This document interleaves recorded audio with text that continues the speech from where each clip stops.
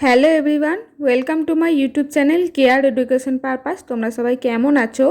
আজকে আমি তোমাদের সাথে শেয়ার করতে চলেছি এসএলএসটি এনভায়রনমেন্টাল স্টাডিজের ওপর। দেখো তোমাদের একটা টপিক আছে দুর্যোগ ব্যবস্থাপনা।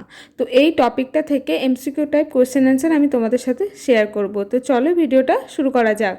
প্রথমেই তোমাদেরকে একটা কথা আমি বলে দিই। তো দেখো এখানে প্রত্যেকটি প্রশ্নে 4টে করে অপশান এখানে দেওয়া আছে। তো আমি কিন্তু বলার সময় শুধু সঠিক উত্তরটিই বলবো। তো তোমরা প্রত্যেকেই কিন্তু পুরো প্রশ্ন সহ 4টি অপশান দেখে তো তোমরা তবেই দেখবে। যদি তোমাদের কোনো কোথাও ডাউট থাকে তাহলে তোমরা আমাকে সেটা কমেন্টে অবশ্যই জানিও। প্রথম প্রশ্ন দেখো, জাতীয় দুর্যোগ ব্যবস্থাপনা ইনস্টিটিউট অর্থাৎ এনআইডিএম কোন তারিখে প্রতিষ্ঠিত হয়েছিল? তো এখানে 4টি অপশন আছে। সঠিক উত্তর হচ্ছে 14ই আগস্ট 2004 সালে। 2 নম্বর প্রশ্ন দেখো, জাতীয় দুর্যোগ ব্যবস্থাপনা ইনস্টিটিউট কোন শহরে অবস্থিত? সঠিক উত্তর হচ্ছে নতুন দিল্লি। তারপরে দেখো, ভূপৃষ্ঠ বরাবর ঘূর্ণীয়মান প্রভাবের ফলে ভূমিকম্পের কোন তরঙ্গ তৈরি হয়? এখানে অপশন আছে 4টি। সঠিক উত্তর হচ্ছে এস তরঙ্গ। দাবানলের ঝুঁকির সাধারণ কারণগুলি নিচের কোনটি? তো দেখো এখানে অপশন আছে আগ্নেয়গিরির অগ্নুৎপাত, এল নিলো, আগ্নেয়গিরির বিদ্যুৎ এবং বজ্রপাত, উপরের সবকটি। সঠিক উত্তর হচ্ছে কিন্তু সবগুলোই এর কারণ। 5 নম্বর দেখো, ভারতের মোট ঘূর্ণিঝড় প্রবণ এলাকা হলো। তো এখানে পার্সেন্টেজ আছে। সঠিক উত্তর হচ্ছে 8%। বন্যার পরিবর্তনশীলতা পরিমাপের জন্য কোন পদ্ধতি ব্যাপকভাবে ব্যবহৃত হয়? সঠিক উত্তর হচ্ছে এফএফএমআই। দুর্যোগ পুনরুদ্ধার প্রক্রিয়ার কয়টি ধাপ রয়েছে? উত্তর হচ্ছে 5টি। উপকূলে সুনামি শনাক্ত করার জন্য উপকূলীয় জোয়ার পরিমাপক যন্ত্র স্থাপন করা হয় কত কিমি দূরে? সঠিক উত্তর হচ্ছে 50 কিমি দূরে।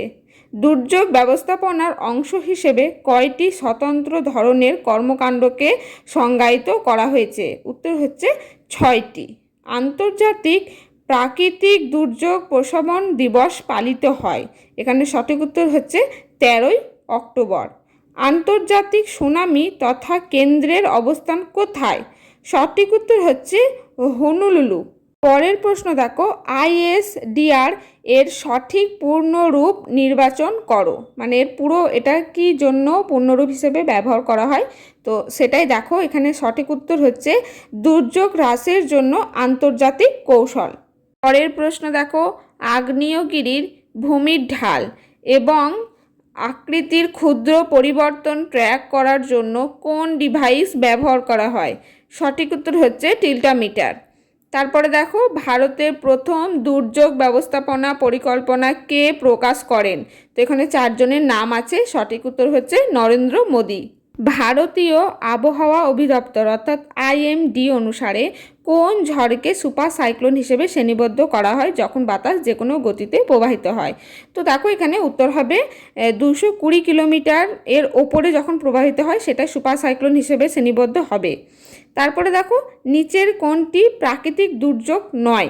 অর্থাৎ প্রাকৃতি মানে প্রকৃতির দ্বারা সৃষ্টি, এখানে বোঝাবে না। বাকি দেখো এখানে 4টি অপশান আছে, সবগুলোই কিন্তু প্রকৃতির দ্বারা সৃষ্টি। ব্লো আউট এটা একমাত্র প্রাকৃতিক দুর্যোগ নয়। তারপরের প্রশ্ন দেখো, নিচের কোনটি মানব সৃষ্ট দুর্যোগের উদাহরণ নয়? মানে মানুষের দ্বারা সৃষ্ট নয়। এখানে 4টি অপশানের মধ্যে সবগুলোই কিন্তু মানুষের দ্বারা সৃষ্টি।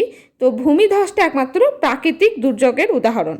তারপরের প্রশ্ন দেখো, এনডিআরএফ এর পূর্ণ রূপ কি? এখানে 4টি অপশান আছে।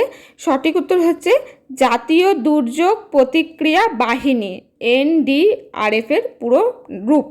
তারপরে দেখো, ভূমিকম্প হলো কোন দুর্যোগের একটি উদাহরণ? এখানে ভূমিকম্পটা কি প্রাকৃতিক দ্বারা সৃষ্ট না মনুষ্য দ্বারা, এটাই মেনলি বলতে হবে। সঠিক উত্তর হচ্ছে প্রাকৃতিক সৃষ্ট। দুর্যোগ কত প্রকার? এখানে অপশান আছে। সঠিক উত্তর হচ্ছে 2 প্রকার। সমুদ্রের অভ্যন্তরে ভূমিকম্পের ফলে সৃষ্ট বিশাল ঢেউকে কি বলা হয়? উত্তর হচ্ছে সুনামি।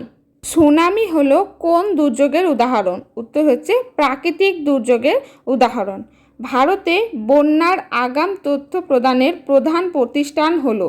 উত্তর হচ্ছে কেন্দ্রীয় জল কমিশন। কোনটি প্রাকৃতিক দুর্যোগ? এখানে দেখো 4টি অপশানের মধ্যে কোনটি প্রাকৃতিক সেটা বলতে হবে। সঠিক উত্তর হচ্ছে টর্নেডো। জাতীয় সিভিল ডিফেন্স কলেজ কোথায় অবস্থিত? উত্তর হচ্ছে নাগপুর। আপাতত এই 25টি এমসিকিউ টাইপ কোয়েশ্চেন অ্যান্সার দুর্যোগ ব্যবস্থাপনা এই টপিকটা থেকে আমি তোমাদের সাথে শেয়ার করলাম। আজকের ভিডিওটি এই পর্যন্তই। যদি ভিডিওটি ভালো লাগে একটু লাইক করে দিও। অন্য কোনো টপিকের উপর ভিডিও চাইলে আমাকে কমেন্টে অবশ্যই জানিও।